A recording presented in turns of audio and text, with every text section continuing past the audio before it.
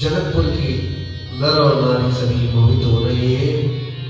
जब वापस आए अयोध्या तो सारी अयोध्या में प्रसन्नता की लहर दौड़ गई।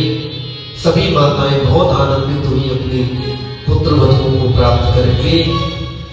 एक दिन राजा दशरथ दर्पण में अपना मुख देखने लगे और जब दर्पण में मुख देखा तो कान के नीचे सफेद बाल नजर आए। जब कान के नीचे सफेद बाल को देखा तो मन में विचार आया कि बुढ़ापे की ओर अब ये शरीर जा रहा है। सबसे पहले बाल कानों की तरफ सफेद क्यों होते हैं? कानों की तरफ सफेद इसलिए होते हैं कि कानों को बताना चाहते हैं बाल कि अब भजन करने में लग जाओ। बताते हैं अब तुम्हारा समय धीरे धीरे वृद्धावस्था की ओर जा रहा है कि देवताओं के हित के लिए ये कार्य तो करना ही पड़ेगा। इधर पूरी अयोध्या में बधाइयां बज रही है, चारों तरफ घी के दीपक जलाए जा रहे हैं। मंथरा भी वहां से गुजर रही। मंथरा ने जब पूछा कि ये इतना उत्सव किस लिए, अयोध्या वासियों ने बताया तुम्हें नहीं पता, हमारे राम राजा बनेंगे इसलिए उत्सव मनाया जा रहा है। जब ये बात मंथरा ने सुनी तो एकदम आग बबूला हो गई। राम बनेगा राजा? राम नहीं, मेरा भरत बनना चाहिए। कैकेयी के पास जाकर अनर्गल विलाप करने लगी। जब तक कैकेयी मैया ने उस मंथरा को स्पर्श नहीं किया तब तक उसकी बात करने के बाद भी उनके मन में कुविचार पैदा नहीं हुए। जीवन में स्पर्श भी बहुत सोच समझ कर करना चाहिए। स्पर्श जैसे आजकल लोग हाथ मिलाते हैं, वैसे ही हमारी भारतीय संस्कृति में परंपरा है हाथ जोड़कर प्रणाम करने की। क्यों? स्पर्श करने से भी विचार बदल जाते हैं। आप भक्त का किसी लाओ या उसको आलिंगन करो जो संसारी हो, आपके मन के तुरंत विचार बदल जाएंगे। आपके मन में भी उथल पुथल होनी शुरू हो जाएगी। ये जीवन में स्पर्श का बहुत बड़ा प्रभाव होता है। इसलिए स्पर्श भी बड़े सावधानी पूर्वक करना चाहिए। ये नहीं कि हर किसी से हाथ मिला लिया, क्योंकि अगर भक्तों का स्पर्श करोगे तो भक्ति के विचार उत्पन्न होंगे और संसारियों से संपर्क में रहोगे फिर तो मन में उथल पुथल चलती ही रहेगी। मन में शांति होगी और उथल पुथल होगी शुरू हो जाएगी। कैकेयी मैया जब तक सावधान रही तब तक मंथरा ने बार बार विचार कहे, लेकिन कैकेयी मैया के मन में कोई भी कुविचार उत्पन्न नहीं हुआ। लेकिन जैसे ही मंथरा को स्पर्श किया एकदम मन के विचार बदल गए। मंथरा कहने लगी, कैकेयी अब तो तुम्हारे दासी बनने का समय आ गया। कैकेयी मैया कहने लगी, दासी? मैं बनूंगी दासी? मैं किसकी दासी बनूंगी? अरे रानी, रहने दो इन बातों को। महाराज दशरथ तुमसे सबसे अधिक प्रेम करते थे। तुमसे एक बार भी पूछा राम के विषय में सहमति ली कि राम को राजा बनाना है? तुमसे आने की जब भरत अयोध्या में नहीं और इसके अतिरिक्त जब तुमसे भी सलाह नहीं की तो ऐसी क्या आवश्यक बात हुई कि राम को राजा बनाने की सूचना बिना तुम्हें परामर्श किए और तुरंत पूरी अयोध्या में घोषणा करवा दी गई? रानी, तुम महाराजा के षड्यंत्र को नहीं समझती। बहुत तरह से अनर्गल विलाप किया। देखो, जीवन में जब किसी के विरुद्ध 100 बात कही जाए तो यदि कोई व्यक्ति 100 बात में विश्वास नहीं करेगा तो 2 बातों पर तो विश्वास कर ही देगा, झूठी बातें ही क्यों न हो। जीवन में हमें इस बात का बड़ा ध्यान रखना चाहिए कि हम किसी भी बात को सुनकर एकदम तुरंत विश्वास न करें, क्योंकि हो सकता है जिसने बात कही हो वो किसी कारणवश ईर्ष्या और द्वेष के वशीभूत होकर गई है। सुनी सुनाई बातों पर कभी भी विश्वास नहीं करना चाहिए। हमेशा कोई भी बात है उसको परखो, जांचो और फिर उस पर विश्वास करो। ये तो होते पक्के लोगों के लक्षण। एक शिल्पकार ने मूर्तियां बनाई, तीनों। एक कहने लगा कि आप मूर्ति खरीद लो। राजा ने कहा कि इन मूर्तियों की विशेषता क्या है, कि इन मूर्तियों की विशेषता आपका कोई बुद्धिमान मंत्री बता सकता है। जब एक राजा ने ऐसी बात सुनी तो अपने सबसे बुद्धिमान मंत्री से कहा कि इन मूर्तियों की परीक्षा करो।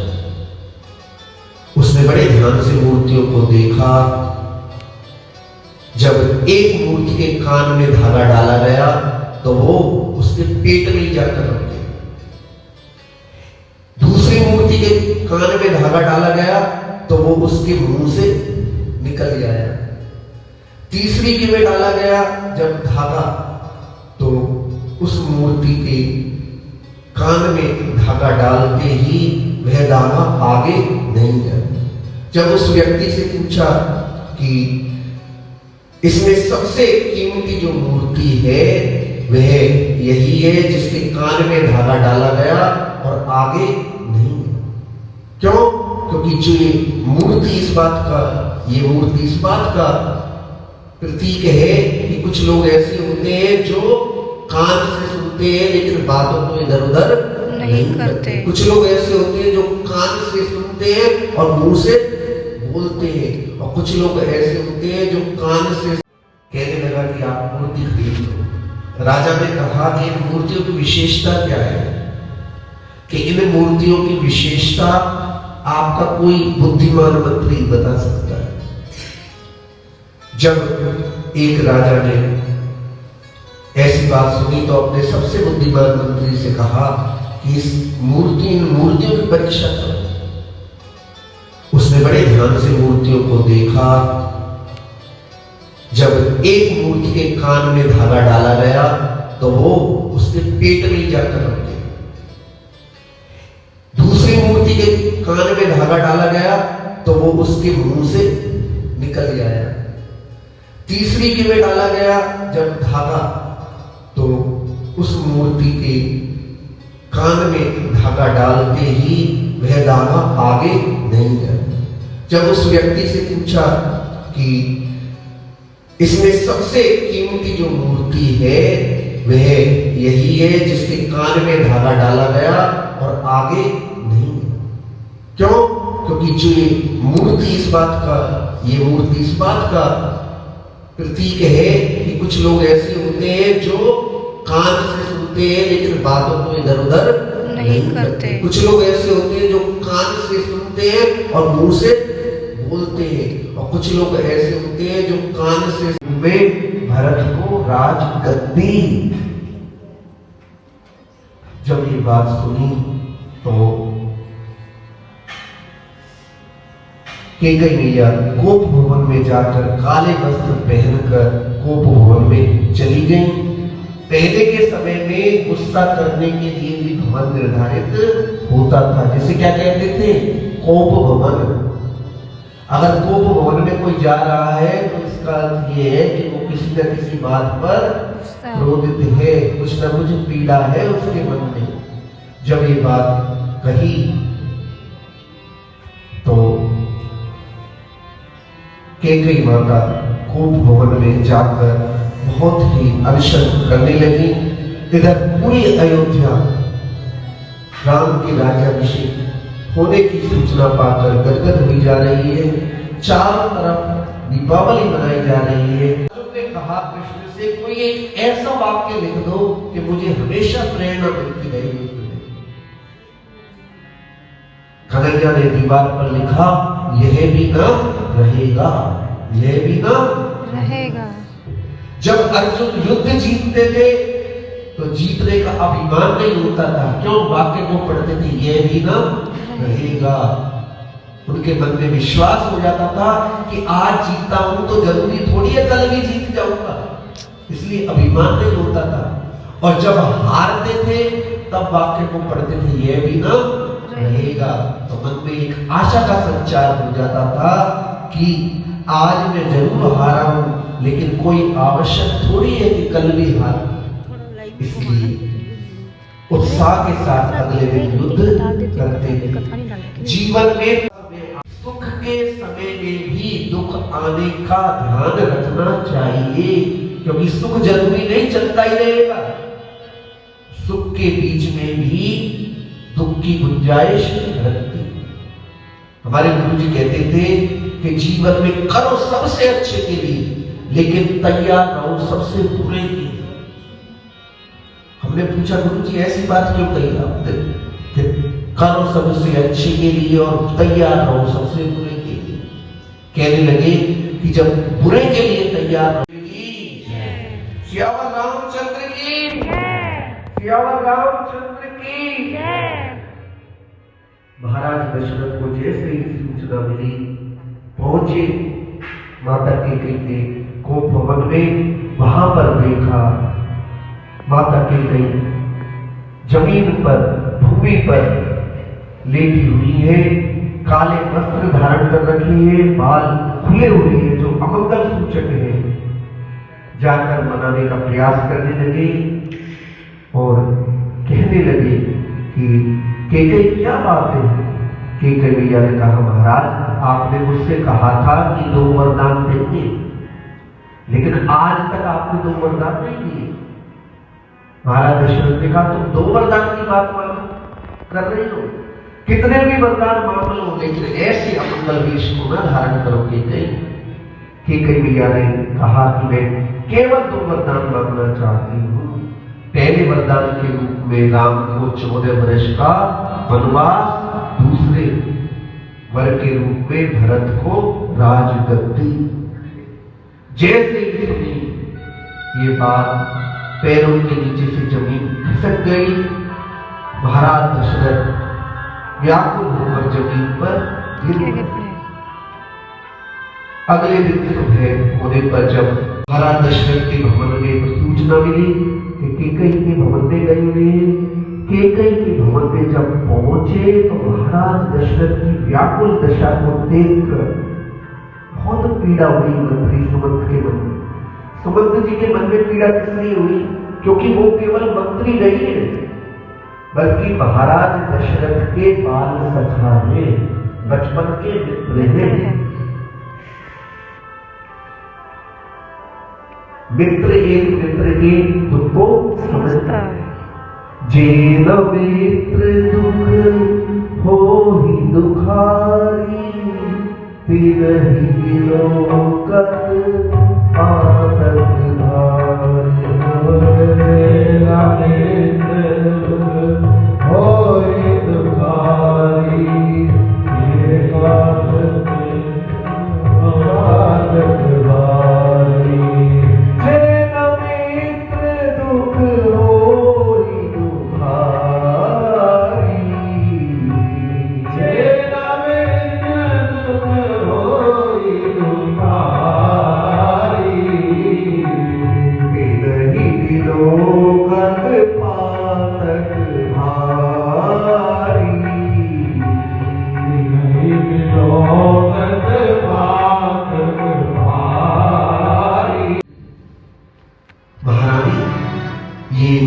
महाराज की ऐसी दशा कैसे? जब सारी बात पता लगी तो मन को अपार पीड़ा हुई। रानी कैकेयी, तुमने भरत और राम को अलग अलग देखने की जो कल्पना की है, क्या भरत राम के बिना अपना राज्याभिषेक करा देंगे? क्या आपको ऐसा लगता है? कहीं कुछ ना बोली। सुमंत जी के हृदय में इतनी पीड़ा हुई, कहने लगे तुम्हारी मां एक सी ने भी ऐसे ही अपनी दुर्गति कराई थी कि हट करके। आज तुमने जो हट के बीज बोए इनकी फसल भी तुम्हें ही काटनी पड़ेगी। जब ऐसे कड़वे शब्द सुने तो कई माता सुमंत जी पर क्रोध करने लगी। अपने हद में नहीं है मंत्री जी, राम को बुलवाइए। राम जी के पास समाचार पहुंचा और राम जी जैसे ही पहुंचे अपने पिता महाराज दशरथ को देखकर बड़े ही व्याकुल हुए। मां कई से पूछने लगे मेरे पिताजी को क्या कष्ट है। माता कई कहने लगी कि इन्होंने 2 वरदान दिए हैं मुझे, जिसमें तुम्हें वनवास और भरत को राजगद्दी का वरदान दिया है। राम जी मुस्कुराते आप भी खुशी खुशी राजगद्दी दे दी। महाराज दशरथ कांपते हुए हाथों से कहने लगे राम तुम मन को न जाओ, मैं कहना चाहता हूं कि तुम मुझसे विद्रोह क्यों नहीं कर देते। विद्रोह करके ये राज्य मुझसे छीन लो। राम जी कहने लगे पिताजी मैं जानता था आप यही कहोगे, लेकिन जिस राम का पिता इतना धर्मात्मा हो, क्या उसका पुत्र ऐसा हो सकता है कि जो अपने पिता की आज्ञा को ठुकराकर और राजगद्दी पर बैठकर अपना राज तिलक करा ले। रघुकुल रीति सदा चली आई,